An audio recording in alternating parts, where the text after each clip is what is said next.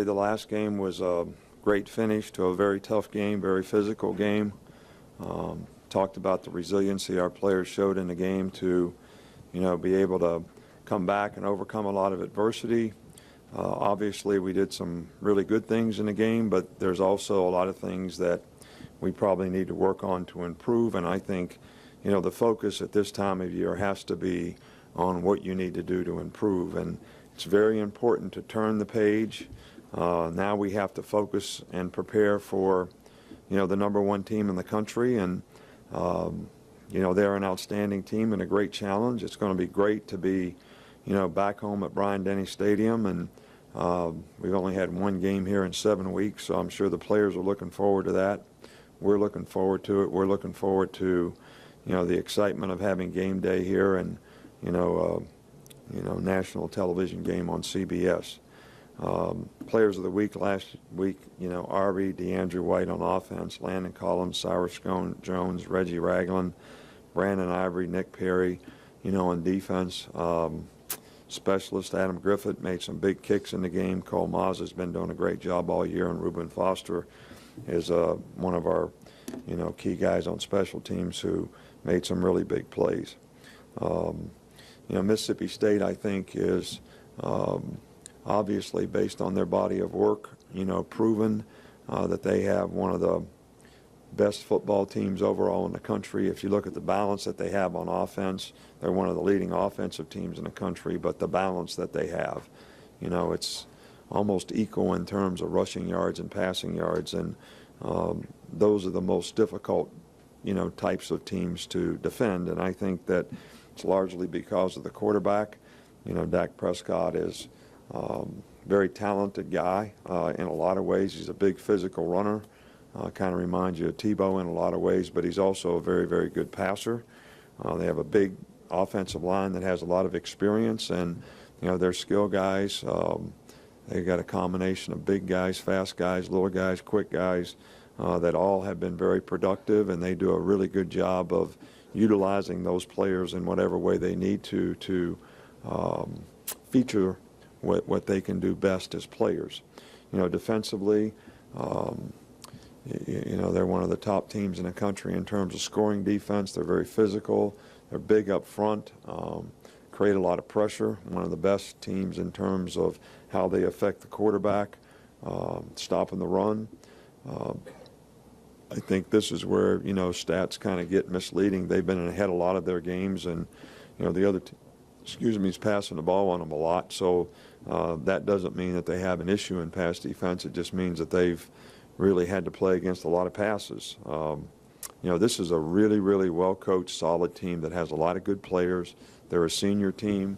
They got a lot of experience, and this is certainly going to be a challenge for us to bounce back and play our best football of the season against, probably the best team we played all year. I have a couple. First one quick. How's TJ doing? TJ's okay. He's got a little ankle sprain. Probably be a little bit slow first couple days this week, but hopefully we'll get him going, later in the week, and he'll be okay. And secondly, the way your defense continued to respond in the second half despite being on the field so much, and then the way your offense responded at the end, producing when it mattered. Did you learn anything about the identity of your team Saturday night? Well, I think, it speaks volumes to the competitive character that they showed, and, a very difficult circumstance. We could have been very frustrated with the circumstance that we were in, but everybody responded and kept playing and played the situations in the end of the game exactly like we needed to have a chance to win. We gave ourselves that chance and was able to finish the way we wanted to do it. So I think it speaks a lot about the competitive character of the guys, their expectations, and we just got to do a little bit better. We didn't play with enough consistency, especially offensively in the game, to be able to keep the ball, make first downs, have some balance in what we're doing, and do a better job of executing. We had more drop balls, didn't have as many efficient runs. You got to give LSU's defense a lot of credit, but I think there's a lot of things that we could have done better as well. I know it seems like an every year thing. The game after LSU is always tough. physically to get back up. What specifically do you do this week to rest this team after a game that went well beyond 60 minutes? Well, we got a tough game coming up, so we don't need to be thinking about. We need to be thinking about what we need to do to beat this team. All right, and they do a lot of things differently. This is a tough preparation based on what they do as a defense and as an offense, and I think our players have to focus on this is going to be a tough game.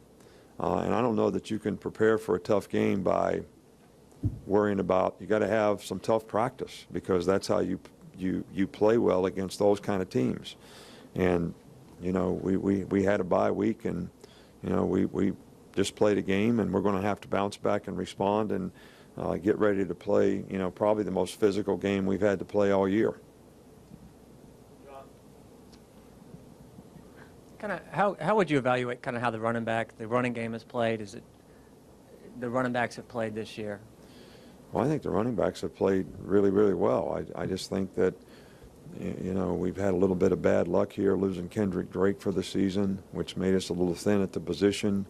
Now TJ's been, battling, injuries for the last couple weeks. And everybody that's had an opportunity to play has done a good job.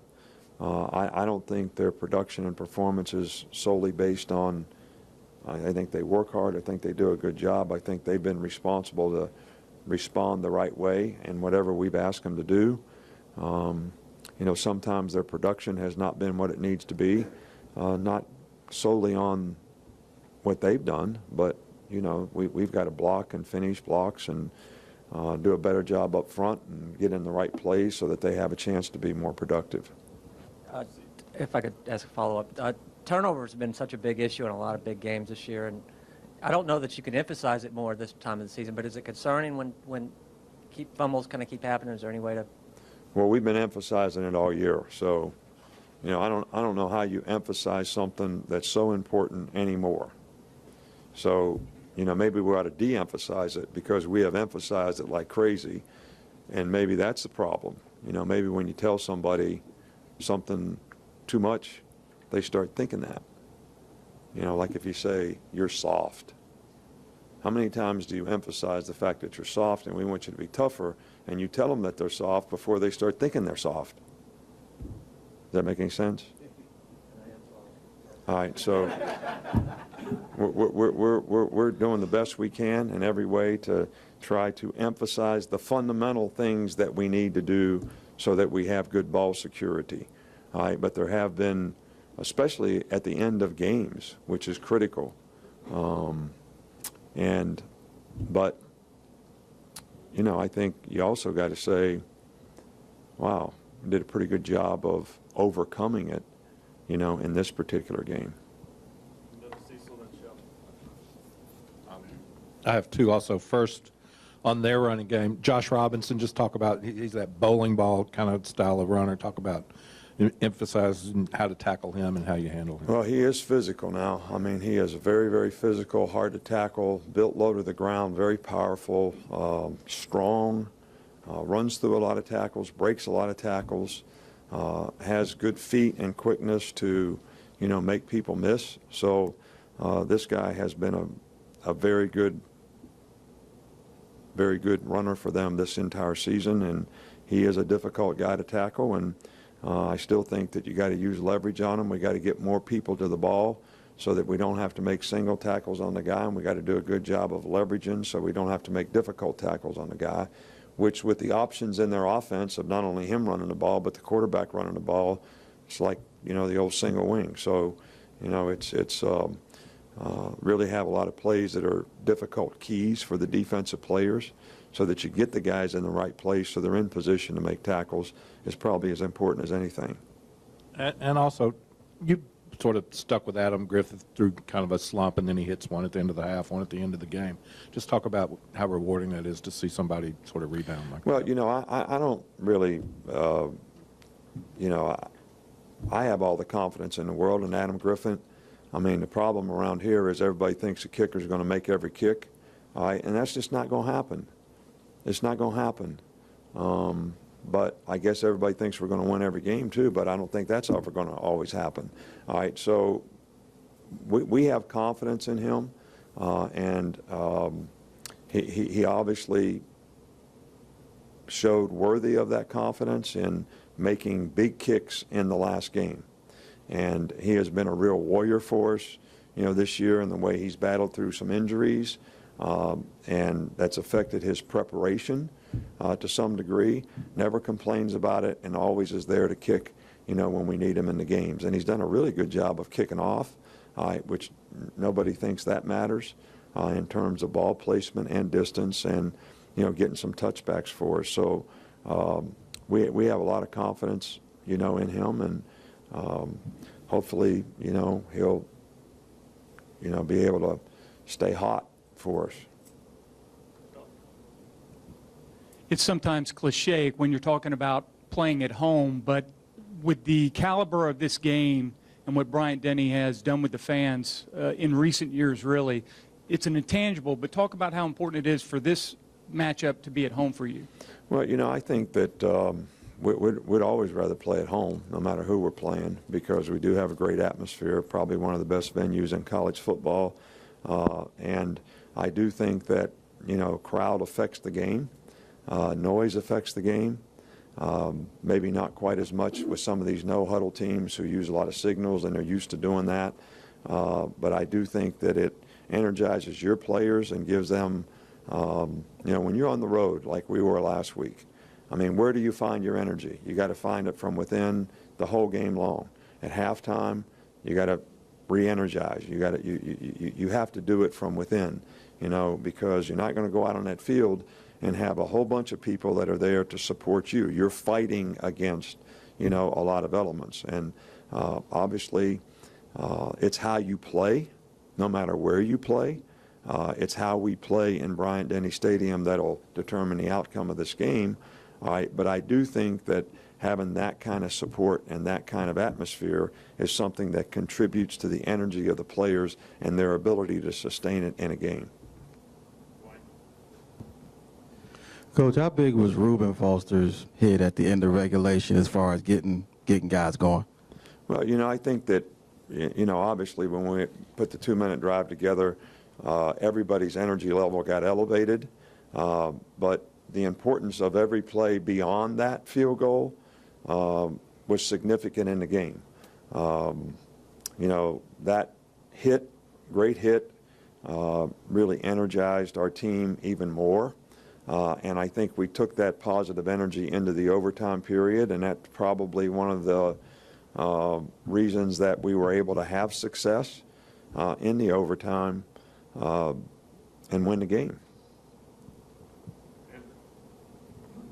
More we thought about Blake's ability on Saturday to get other guys involved when they were making life difficult for Amari Cooper, and especially Christian Jones, who's kind of struggled maybe the last couple weeks to get involved in the offense.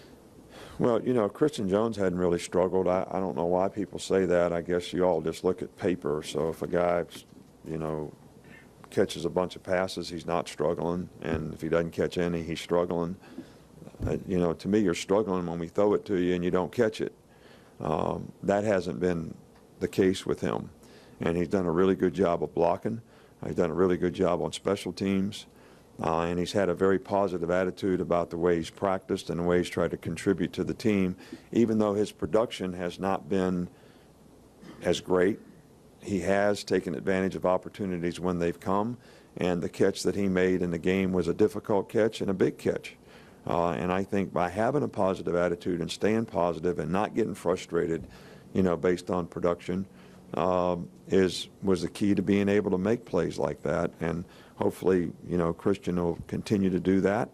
We're not disappointed in him. We don't think he's struggling. So we're going to continue to be positive and hopefully build on, getting him more involved so that he can be more productive. How's Brian Vogler doing injury-wise? It looked like he was a little limited, especially early. And how did the guys behind him, Howard, Green, et cetera, fill in? I think Brian's going to be better this week. He didn't get re-injured at all in the game. We knew we were going to have him on just a limited basis. He wasn't able to practice a lot. That's the biggest issue sometimes is, a guy can't practice a lot through the course of the week. And then how much do you really feel like he can contribute in the game?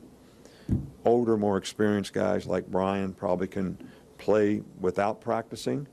But for the most part, college players need to practice to be able to play well in a game. Brian did a good job in the game with a limited amount of reps in practice, but we feel like, he's going to be able to practice this week and be much better for this game. Coach, I have a couple, if you don't mind. First of all, Blake Sims, how great has it been to be a part of the journey that he's on? And his story, what message does it send to not only your football players, but football players everywhere? Well, I think, we're encouraged by, the way Blake has worked hard to improve and has performed, this year for our team. He's done an outstanding job. He's a good leader. He's a fine person. But I also think that, the challenge that, we have, with Blake is to keep him focused on the things that he needs to do to distribute the ball and execute the offense and take what the defense gives. And when he has done that, he has been phenomenal, and we have been very good offensively. And when we haven't, we've struggled. All right, so that's the key to the drill.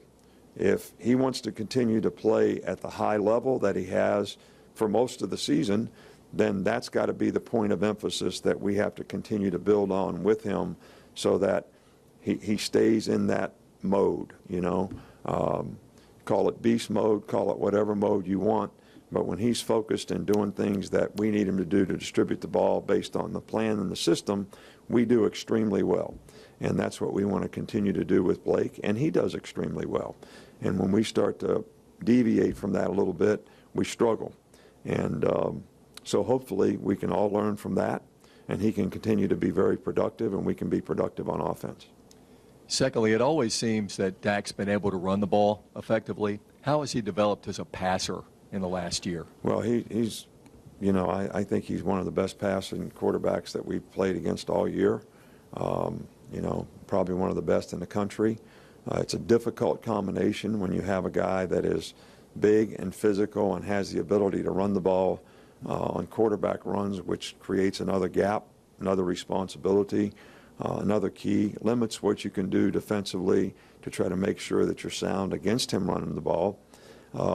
And then he has the ability to really effectively and efficiently pass the football down the field, short, and really take advantage of the very things that you're doing to try to stop him as a runner. So these are the most difficult guys to play against when you're talking about quarterbacks who have this type of ability to be a dual threat runner in quarterback run plays, as well as scrambler, as well as good passer.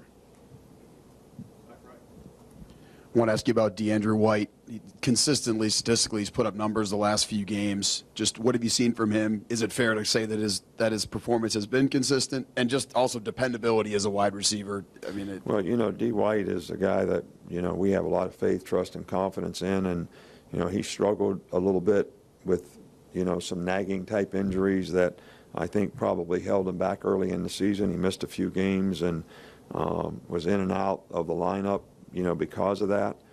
Now he's been able to practice, more consistently, and his production has been very, very good. And I think it's important that for us offensively to have, more and more guys that we feel confident that can be productive. And, D's played, he's one of the best special teams players that we have, as well as one of the most physical blockers.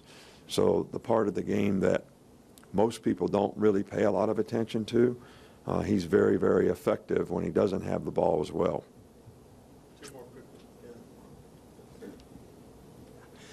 You mentioned a couple times about the ability to bounce back, from last week's game.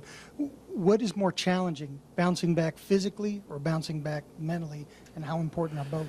Well, I think it's most things are mental. You sit in your chair at home and you think you're dead tired, and one of your kids scream in the backyard, and you jump up and you got all kind of energy. So was that mental or physical? I think it's pretty mental. All right, so a lot of this is all about mental. It's all about motivation. It's all about, where does your energy come from? What's important to you? how determined and dedicated are you to accomplish something. I think, that's what helps you bounce back. Physically, we're going to go through the same kind of week that we go through in every game, in preparation for every game. And I think, players respond, recover, but I think it's the mindset that is the most important thing, for guys to be able to, and not get what I call relief syndrome, we just won a big game, so now we're supposed to, get a week off and, go to the golf resort. I mean, that's not, it's the wrong time of year. All right, we got another tough game coming up.